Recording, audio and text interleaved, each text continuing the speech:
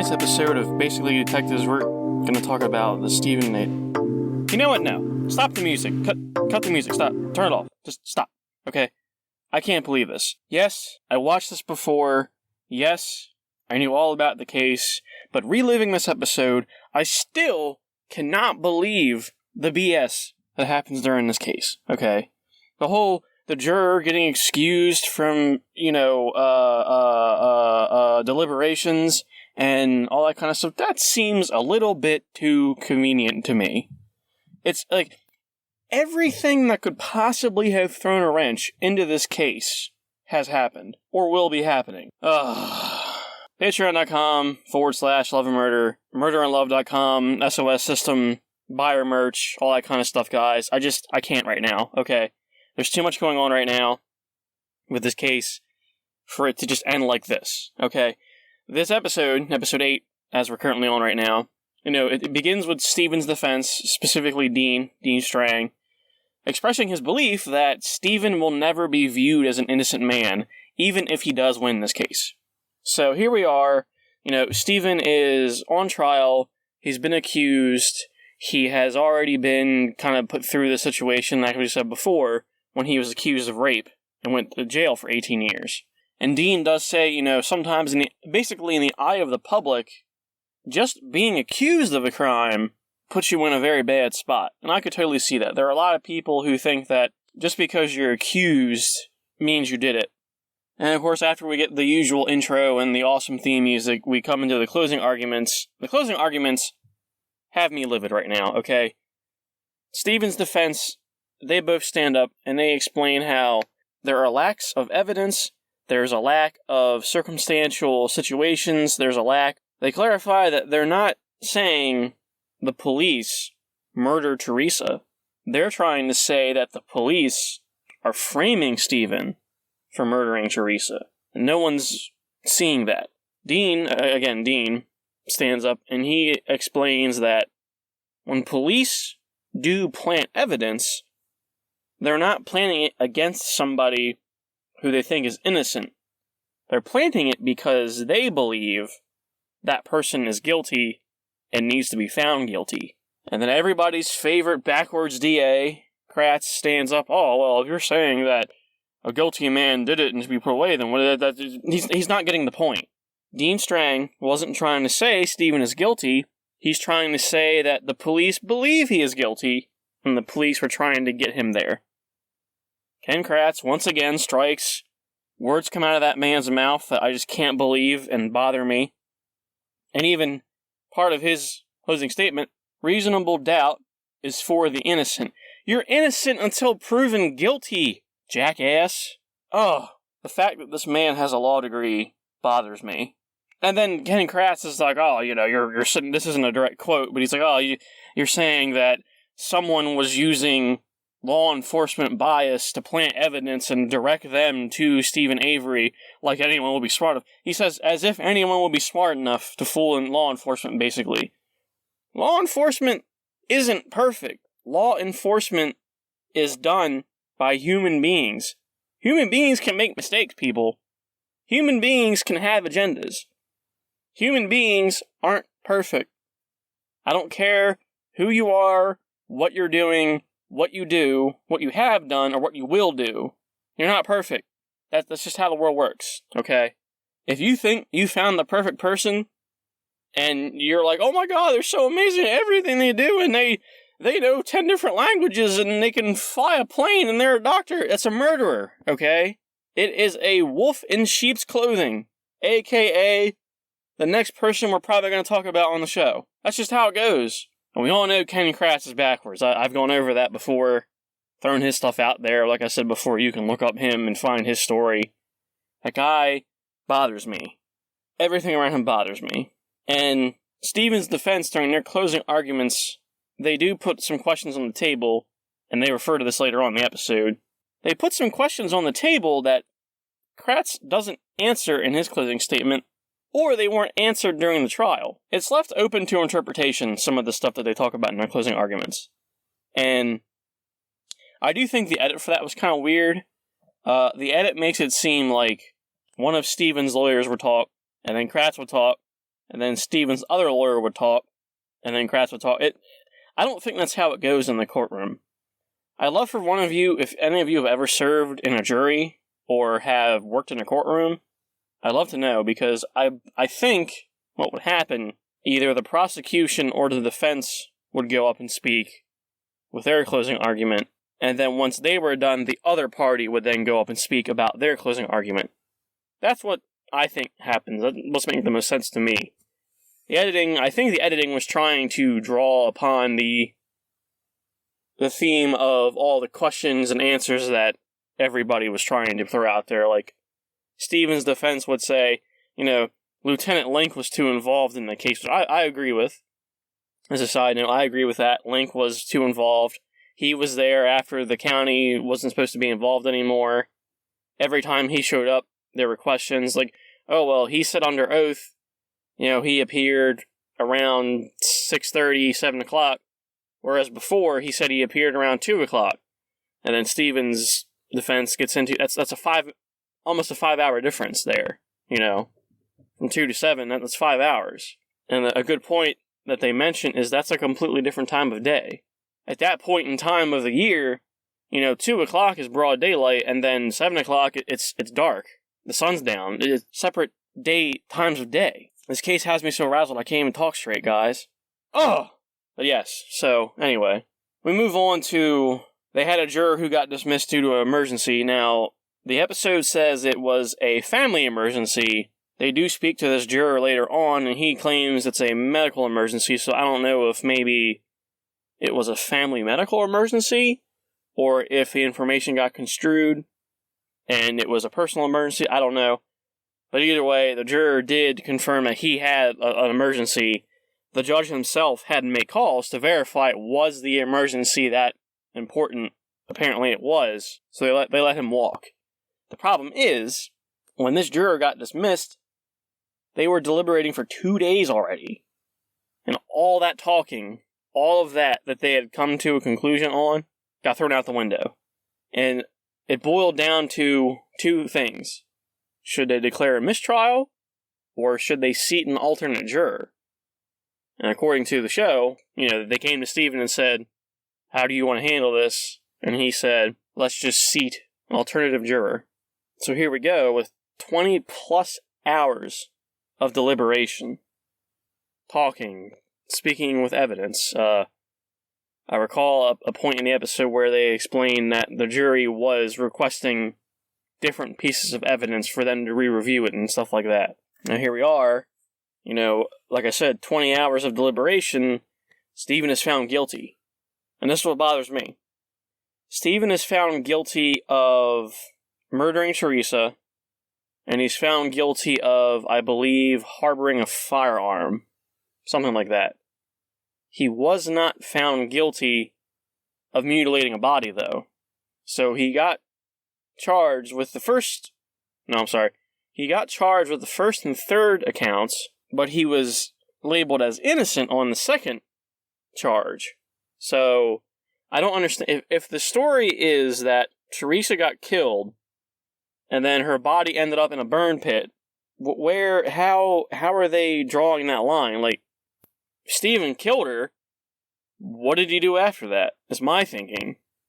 If Steven killed her, and then didn't do something with her body, where's her body? Those dots didn't add up to me. And as I'm thinking that in my head, Steven's defense in the episode literally says those verdicts are conflicting.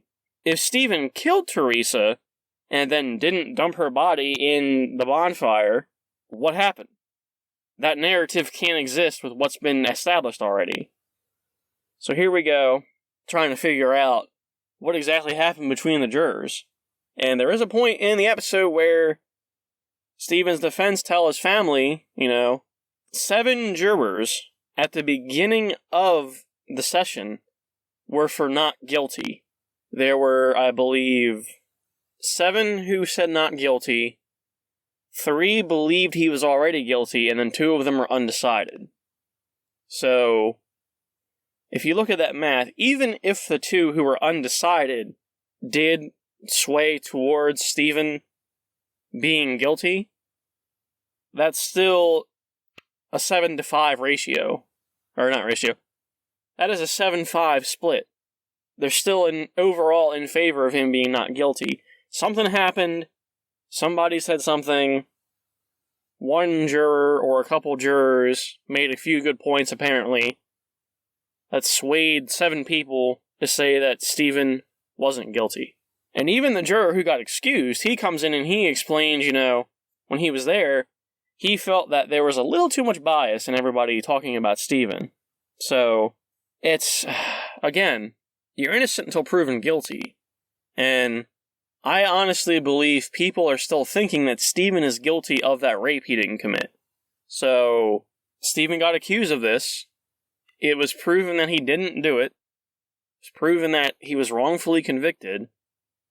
And he came home 18 years later. He lost almost 20 years of his life. That's a lot. I don't care if he is 44 or 45. He lost half of his life to this wrongful conviction. And then you got these people, mother freaking Ken Kratz, if you look at the evidence, it's common sense that he did it. No, it's not. If you look at the evidence on the surface, it's clear he did it. But if you look deeper, like any respectable law enforcement should, or attorney should, you start to see that the basic evidence isn't the only thing you have that tells the story. That's just dumb. That is stupid. And to me, using quote-unquote common sense is just dumb. If you were just using common sense to solve this crime, you're not thinking hard enough about it. You're not digging deep enough. That's how I feel about it. In my head, if you're trying to solve a case, you need to analyze every single little bit of information, every single detail, every single piece of evidence you possibly could. You need to be able to tell that piece of evidence the story. According to Ken Kratz, if you just look at the evidence, it means he did it. This guy, I can't. So anyway, the juror who got excused, like I said, he does continue to explain that he believes there was too much bias, and that's what I was trying to say. So we get to this point where they're explaining, the juror who got excused is explaining that there was too much bias. So here we go, the man is supposed to be not guilty, but like his defense lawyer said, like Dean Strang said, he got accused. There are certain people out there who believe he did it, and they're just going to think he did it until they throw away the key after they lock him up. I do recall when I first watched the show, part of me recalls thinking, there's a chance Steven might get out of this, because when I first saw the show, I didn't know this story. I didn't know that Steven was still in prison. I didn't know that there was all this evidence to back up the theory that the law enforcement agency did go after him. But now that I'm rewatching it, it pisses me off how blatantly obvious it is that Steven was most likely set up. And I do have to say, even if it wasn't the police who set him up, somebody set him up. I believe it was the Manitowoc Sheriff's Department. I honestly believe that. But even if it wasn't them, it was somebody. So here we have someone framing Steven Avery. That someone, if they were the killer, is now running around free. And if that someone who was framing Steven was the police officers, they're now letting an innocent man go to danger while a murderer is running free. And if the police did kill Teresa Halbach, which I doubt they did, I don't think they did, but if they did, that's just even more evidence of the corruption that they're under. And then, of course, the sheriff who was involved in all of this is like, I hope that Steven's verdict restores faith in us, and the citizens know that we're a respectable group, whatever the hell he said. This is basically what he said. Basically, he was trying to say, I hope that his verdict shows that the sheriff's department did nothing wrong. That's all bullshit. That is total, complete lies. Complete lies. What it told me, what Steven's sentencing told me, was that the sheriff's department is corrupt, and that justice failed Steven Avery. And I share that quote with one of his defense lawyers. They believe that justice failed Steven Avery, and I agree. And like I said before, Steven Avery may not be the best kind of guy, he may not be the best person in real life. He definitely has a questionable past, but outside of that, if there's no real proof he did this, then he didn't do it. And it's just a shame. I have no words. I wanted to come down here and give you guys this nice long analysis of this episode, because this is the pinnacle episode, you know. This is where we get the verdict. This is where we get the answer. This is where it all comes together. But I don't really have any words, guys. I'm disappointed. And again, I've seen this show before, but I'm still disappointed. Even looking back, even knowing what I know now, I'm even more disappointed than I was when I watched it the first time. And now here we are.